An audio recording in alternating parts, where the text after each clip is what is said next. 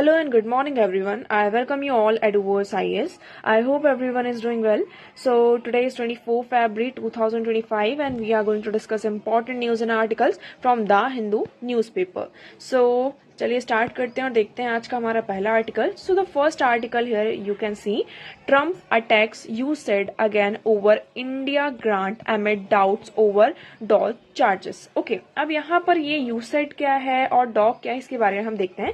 लेकिन हाल ही फिलहाल में यहाँ पर जो यूएस के प्रेसिडेंट डोनाल्ड ट्रम्प जी हैं उन्होंने ये कहा है, यूएस की जो एक एजेंसी है USAID, what is USAID? US agency for international development. Okay, तो ये जो यूसैइड है यहाँ पर ग्रांट्स प्रोवाइड करती है, नॉट ओनली इंडिया, यहाँ पर जितनी भी वेरियस कंट्रीज हैं उनको यहाँ पर ग्रांट प्रोवाइड करते हैं फॉर द डिफरेंट पर्पज. ठीक है, चाहे वो इलेक्शन के लिए भी हो सकता है और यहाँ पर किसी डिसीज से रिलेटेड हो सकता है, हेल्थ में इन्वेस्ट करते हैं, एजुकेशन में इन्वेस्ट करते हैं. तो ये सारे यहाँ पर हम क्या कह सकते हैं कि एरियाज हैं जहां पर यूसैइड आपका क्या करता है, यहाँ पर इन्वेस्टमेंट करता है और ग्रांट्स प्रोवाइड करता है. ठीक है, बट अभी इंडिया का ये कहना है, सॉरी नॉट इंडिया का, since the department of government efficiency headed by the tech billionaire Elon Musk spoke of the grant on February 16, Mr. Trump has referred to it 5 occasions at various public events, but more and more questions are being raised on the veracity of the information. तो मतलब यहाँ पर देखो एक dog है, DOGE, ठीक है, department of government efficiency.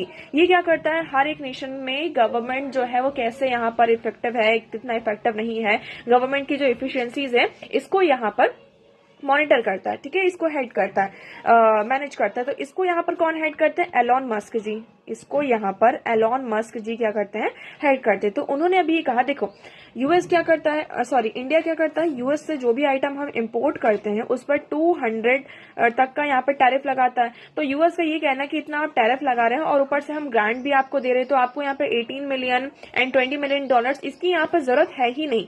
We are giving money to India for election. ठीक है, हम यहाँ पर इलेक्शन के लिए क्या कर रहे हैं, इंडिया को पैसे दे रहे हैं, लेकिन उसकी कोई जरूरत ही नहीं है. इंडिया इतना टैरिफ लगा देता है, ये सारी चीजें यहाँ पर करता है. ठीक है, बट जो आपकी यहाँ पर करंट गवर्नमेंट है उनका कहना है हमारे पास तो कोई पैसे नहीं आ रहे, और अपोजिशन का कहना है हमारे पास कोई पैसे नहीं आ रहे.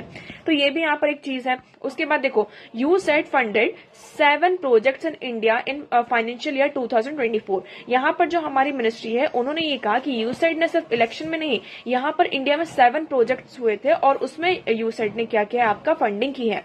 So the finance ministry said disclosure that the USAID funded 7 projects in India in 2023 and 24. However, no funding was made for the better voter turnout. लेकिन अभी तक यहाँ पर कोई ऐसा फंडिंग नहीं किया गया है जिससे कि आप वोटर्स को क्या कर सके, turnout.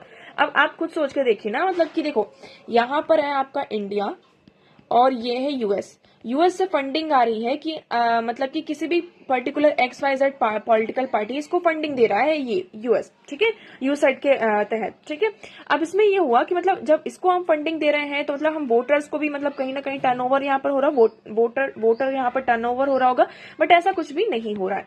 So they India take advantage of us pretty good. तो अब इनका ये कहना है कि इंडिया हमारा एडवांटेज ले रहा है, ये फलाना ठिकाना आपका चल रहा है. तो हमारे लिए इंपॉर्टेंट क्या है, यूसैइड का अगर हम फुल फॉर्म देखते हैं, यूएस, यहाँ से यूएस से आगे आपका US United state agency for international development. ठीक है, सो ये आपका कब स्टैब्लिश होता है, 1960s, to oversee and administer international humanitarian act. So humanitarian act को इंटरनेशनल लेवल पर उस चीज को एडमिनिस्टर करने के लिए, ओवरसी करने के लिए इसे स्टैब्लिश किया जाता है.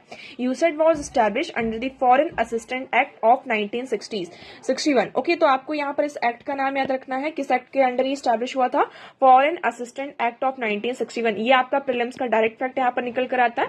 Making its existence legally mandated bye Congress. Okay, it employs approximately 1,000 personnel with operations in over 60 countries. तो ये सिर्फ यहाँ इंडिया में नहीं, यहाँ पर 10,000 से ज्यादा आपके पर्सनल है, मतलब कि इसमें मेंबर्स हैं, लोग हैं, और ये 60 कंट्रीज, अप्रोक्सीमेटली 60 कंट्रीज में इनका ऑपरेशन यहाँ पर चलता है. की एरियाज की बात करते हैं, कहाँ कहाँ पर इनका वर्क इंक्लूड है।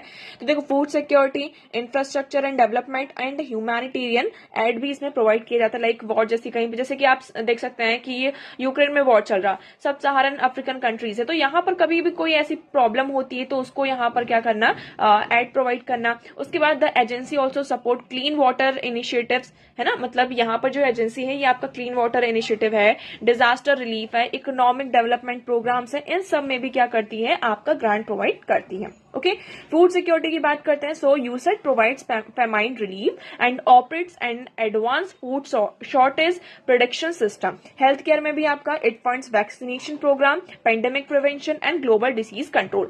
जैसे कि आपके यहाँ पर डायबिटीज, ट्यूबरकुलोसिस, कैंसर जैसी बीमारियां हैं, तो इसको हम कैसे कंट्रोल कर सकते हैं, कैसे प्रिवेंट कर सकते हैं, वैक्सीनेशन प्रोग्राम, जितने भी सारी चीजें होती हैं, तो ये सारा वर्क एरिया इंक्लूड है यूसैइड के अंडर। ठीक है, बजट की बात करते हैं, इसमें पैसे कहां से आते हैं और इसकी स्पेंडिंग कैसे कहां होती है, ये इंपॉर्टेंट पार्ट हो जाता है।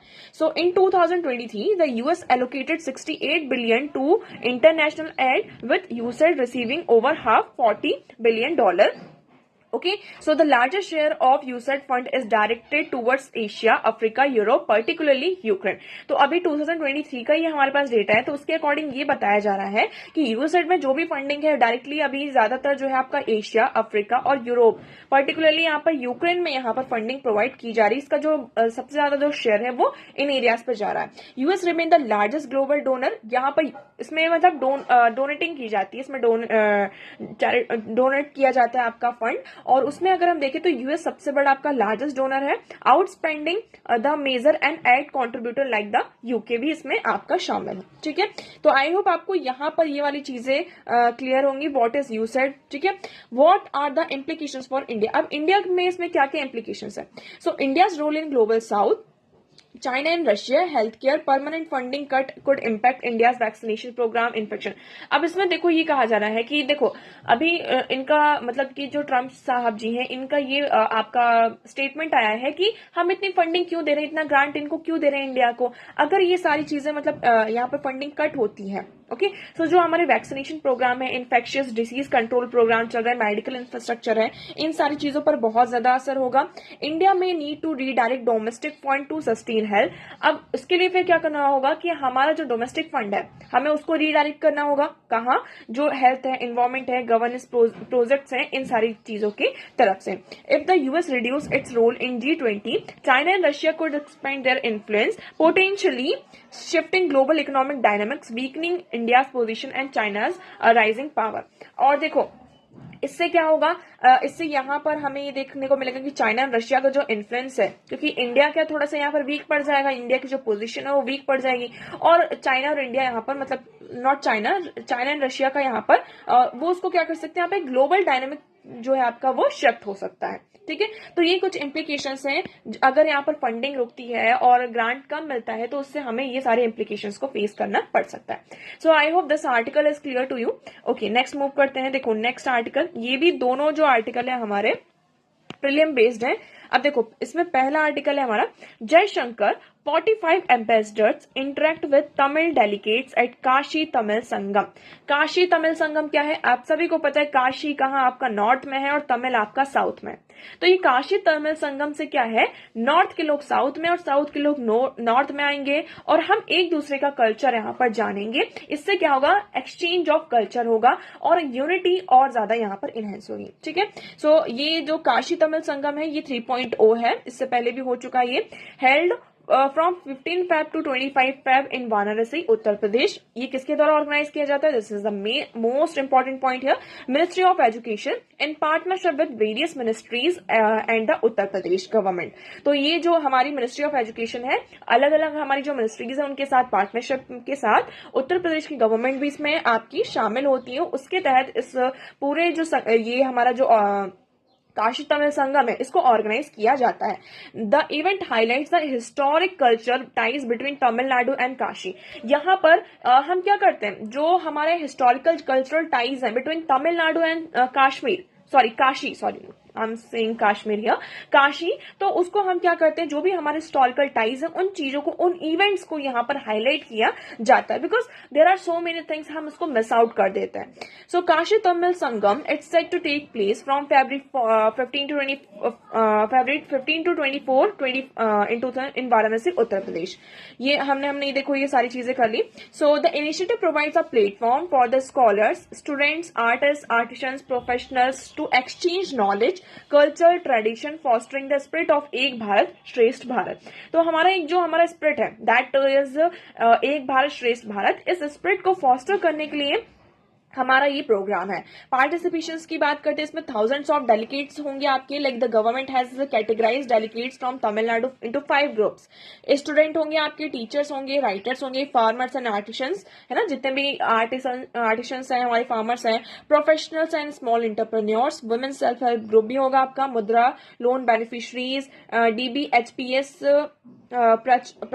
startups, innovation, edutech, research. Additionally, 200 students from Tamil origin from various central universities will participate in this event. ठीक है, तो यहाँ पर जो काशी और तमिल है, इस बॉन्ड को स्ट्रेंथन करने के लिए ये सारे लोग इसमें क्या करेंगे, आपका पार्टिसिपेट करेंगे. ठीक है, इसमें अभी इस बार ये जो हमारा 3.0 है, इसमें हमारे जो सेज अगस्त्य थे, है ना, उनका जो कॉन्ट्रीब्यूटर था, लाइक उनका जो कॉन्ट्रीब्यूशन था, सिद्ध सिस्टम ऑफ मेडिसिन, जिसको हम भारतीय चिकित्सा के नाम से जानते हैं, classical Tamil literature, Indian culture and philosophy, an exhibition on says Agastya legacy will be held in Kashi. मतलब यहाँ पर ये जो सेज अगस्त्य थे वो आपके तमिल से थे. ठीक है, तो उनके बारे में, उनकी सारी चीजों के बारे में यहाँ पर काशी में क्या किया जाएगा, उसका एक तरीके से एग्जीबिशन होगा.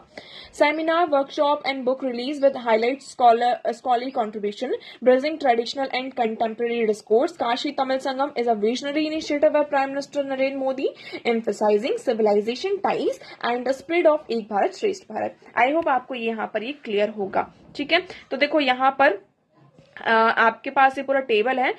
इवेंट डेट हमने देख लिया, लोकेशन हमने देख लिया, और इसमें यहाँ पर जो कुंभ मेला है, स्पेशल जो अट्रैक्शन है, visit to Mahakumbh Mela in Prayagraj and Ram Mandir in Ayodhya, ये मेन ऑब्जेक्टिव है, मतलब कि मेन आपका अट्रैक्शन रहेगा. Inspired by Bharat PM Narendra Modi's vision of Ek Bharat श्रेष्ठ भारत हियर. इंटीग्रेशन विथ जो हमारी नेशनल एजुकेशन पॉलिसी 2020 है, उसके साथ यहाँ पर क्या है, हमने इसको इंटीग्रेट किया है, जिससे कि हमारा जो इंडियन नॉलेज सिस्टम है ना, मॉडर्न एजुकेशन है, इसको हम प्रमोट कर सके. पार्टिसिपेशन की कैटेगरी हमने यहाँ पर देख ही ली है. थीम फोकस क्या है इसमें हमारा, ये कॉन्ट्रीब्यूशन, मतलब कि इस साल का जो हमारा ये जो 3.0 है, इसमें जो हमारा मेन थीम क्या है, जो हमारे सेज अगस्त्य जी हैं, उनका जो सिद्धा मेडिसिन है, उनके जो लिटरेचर है, इंडियन नॉलेज सिस्टम है, इन सारी चीजों का एग्जीबिशन, प्रदर्शन आपका कहाँ किया जाएगा, काशी में किया जाएगा.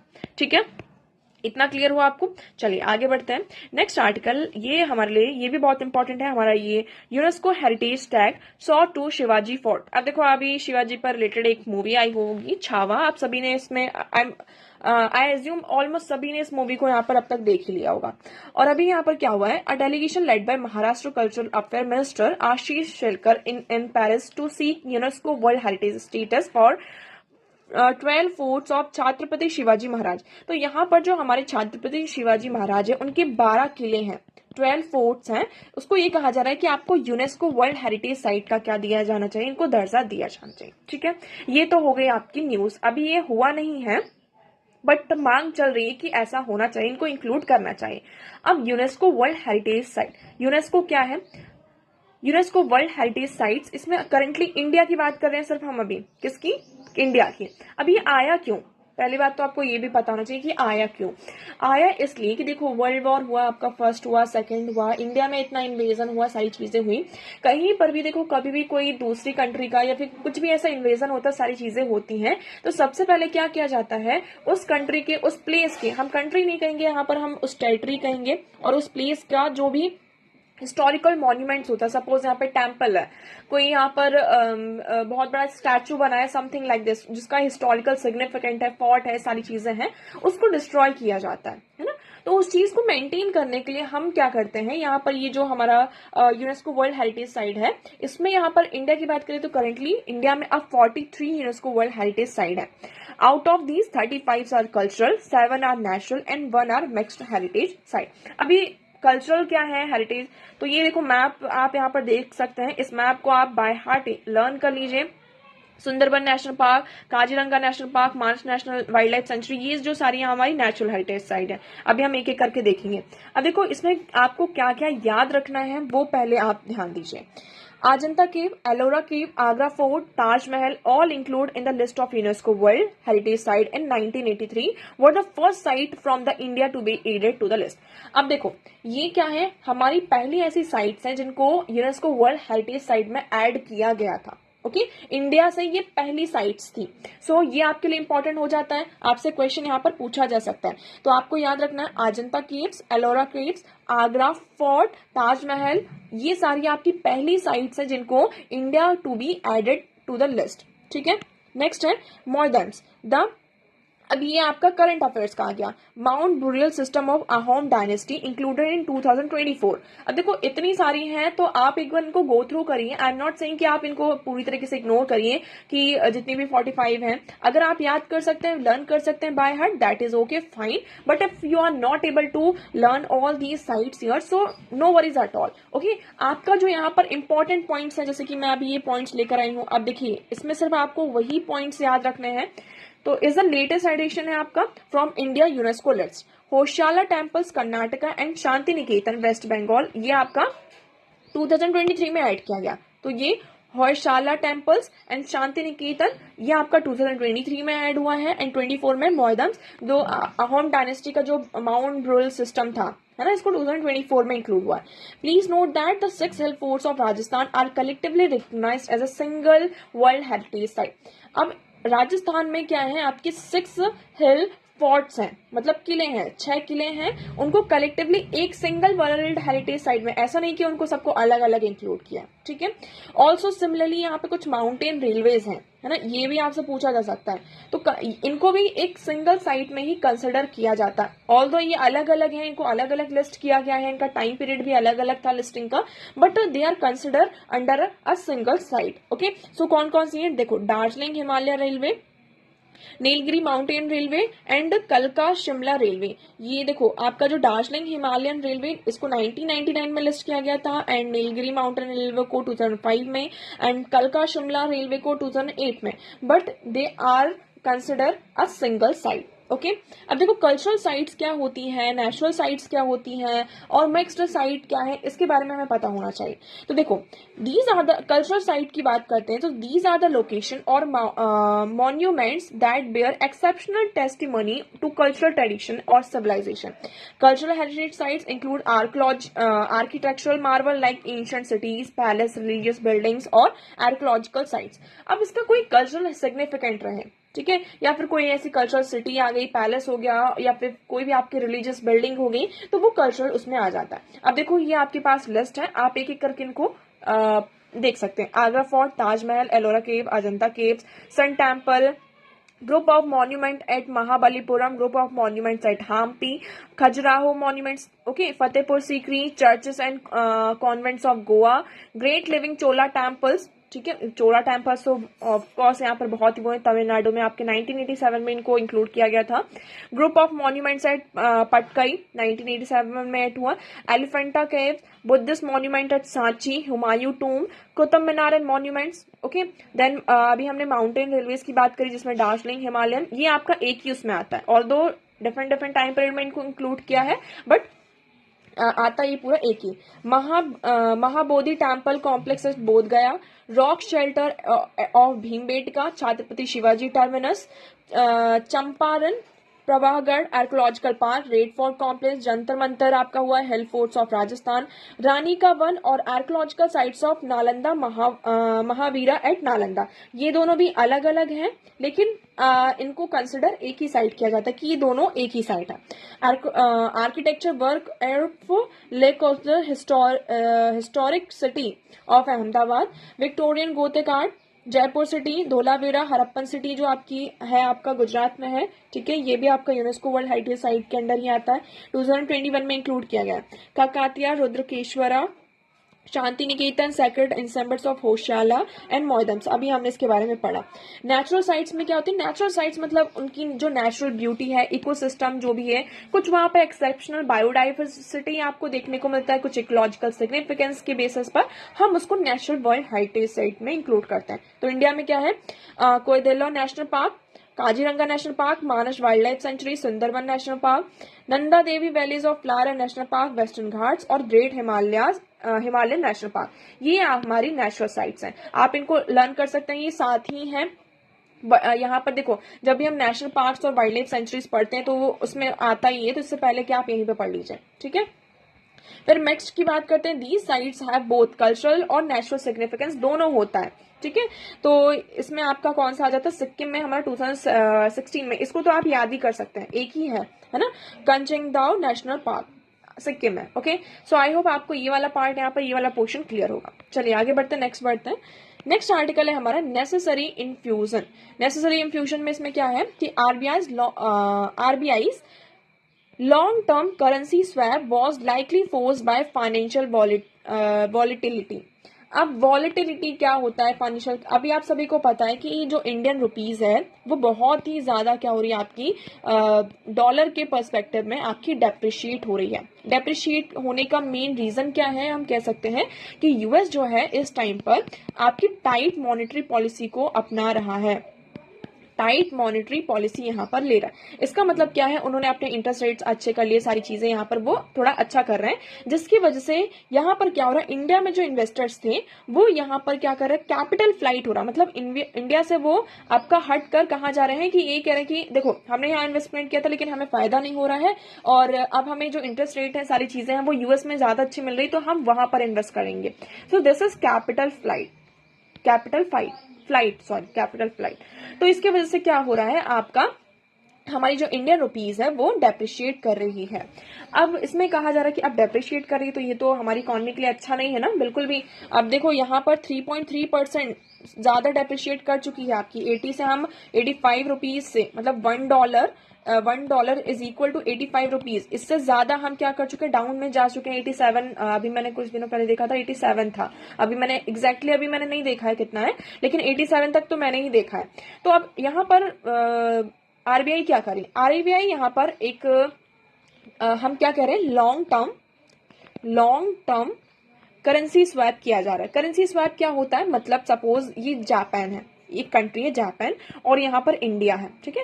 हमने यहाँ पर जापान से कुछ आइटम को परचेस किया, कुछ भी इंपोर्ट किया, लेकिन हमने उनसे ये कहा कि हम आपको जो पेमेंट है वो किस में करेंगे, रुपीज में करेंगे।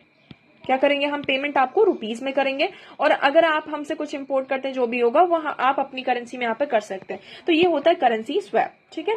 तो या तो ऐसा हो सकता है, दूसरी चीज ये कि जापान है यहाँ पर और यहाँ इंडिया है, तो इंडिया यहाँ पर जो आपका पेमेंट करे वो रुपीज में करे, और वहां से हमारे पास जो पेमेंट हो वो किस में आए, आपका किस में आ जाए, डॉलर में आ जाए, ठीक है। ये सारी चीजें, ये हो गया फर्स्ट पॉइंट। सेकंड पॉइंट हम यहाँ पर ये कर सकते हैं, आरबीआई ने ये कहा कि हम मार्केट में अब क्या करेंगे, हमारे फॉरेक्स रिजर्व में, हमारा जो फॉरेक्स रिजर्व है उसमें जो डॉलर है हम उसको मार्केट में लेकर आएंगे।